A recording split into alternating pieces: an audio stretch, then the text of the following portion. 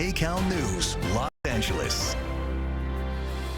Welcome to KCAL News at 11 on CBS Los Angeles and streaming on CBS News Los Angeles. I'm Sheba Turk. From food to toys to electronics, price hikes are coming to Walmart. Our Tina Patel reports the company says it cannot absorb President Trump's tariffs and will have to pass part of that cost off to you.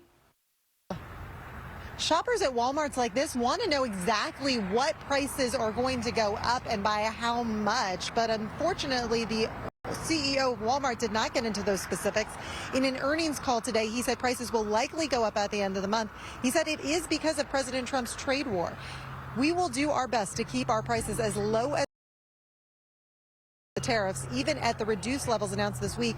We aren't able to absorb all the pressure given the reality of narrow retail margins. That's part of the statement he made this morning. As we reported earlier, President Trump has agreed to reduce tariffs on China from 145% to 30%.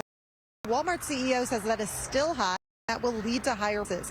He says they're trying to control what they can. More than half of Walmart sales actually come from groceries, which are not as affected by the on-again, off-again tariffs as other goods. He says they may try to keep food costs low to take a financial hit on those items and instead raise prices on other products. We talked to some shoppers who say it already seems like prices are going up. Here's what one woman told us about how much she paid for T-shirts. The first purchase, they were $3.98. And today I just purchased them right now, and they went up $1. They're $4 just within one day. And notice that they have there right in, they were 98 cents, and right now they're $1.43 or something. So just all of those little things. She said all those little things add up, and she doesn't know what to stock up on because she doesn't know exactly what to have prices go up. That's a question that everybody is asking, and unfortunately Walmart doesn't have a lot of answers. He says they're trying to take this as much as Tina Bell, KCAL News. Thank you, Tina. And while prices rise, not all of those costs consumers costs and transportation. In April, U.S. wholesale prices dropped by 0.5%.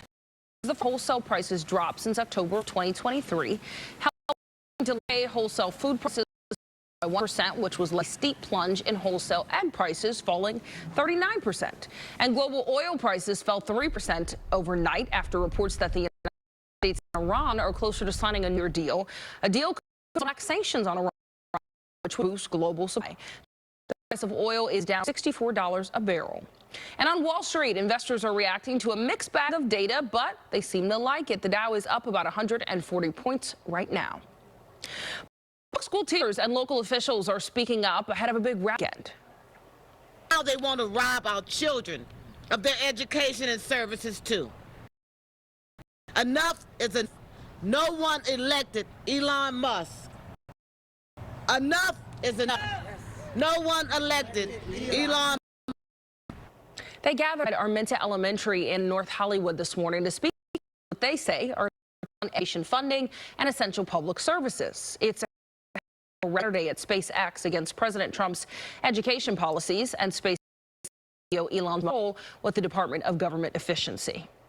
Well, it is warm and beautiful today, and I know that is what Marina wants to talk about. It is gorgeous. You were right, Marina. Thank you, Sheba. It is beautiful, just like you. And it is bright and sunny, and we are going to be looking at a great day today. I urge you to go out there, take your lunch outside here in an hour, and just enjoy your time outside because we are going to see some big changes brewing in 24 hours. But not today. So let's focus on our next weather visible satellite, and you can see that we have got no clouds out there right now except for far off in the Pacific. Everyone is sunny. Some of us had a touch of gray this morning, but it wasn't bad at all. And looking at temperatures right now, we are already starting to warm up with that summer sunshine. It feels like summer out there. 66 Fullerton, 70 Corona, 67 Burbank, 75 Santa Clarita, 72 in Palmdale for now. But as we head into the afternoon, look at this. Couple of 80s on deck for the valleys and the Inland Empire with plenty of sunshine.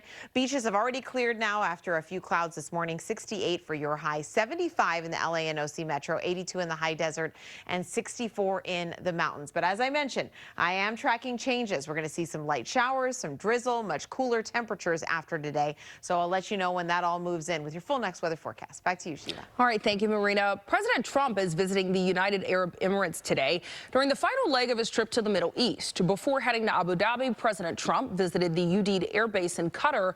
Another part of his morning was a business roundtable where the president suggested Iran may be close to agreeing to a nuclear deal.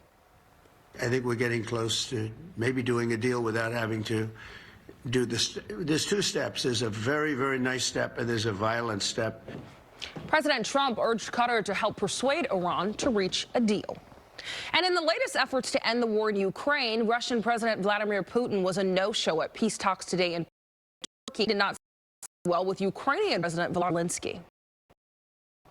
Zelensky, Sky News, do you have a message for Putin? I'm here. I think this is very clear message. Zelensky accused Moscow of blowing off negotiations by sending a, quote, dummy delegation. Russian officials then called Zelensky a, quote, clown and pathetic for demanding Putin over the negotiators on hand. President Trump said he is not surprised Putin did not show up, saying both of them will need to get together to try to end the ongoing war. A terrifying tale out of arming her son for a school shooting. Her shocking claim she gave him the weapon.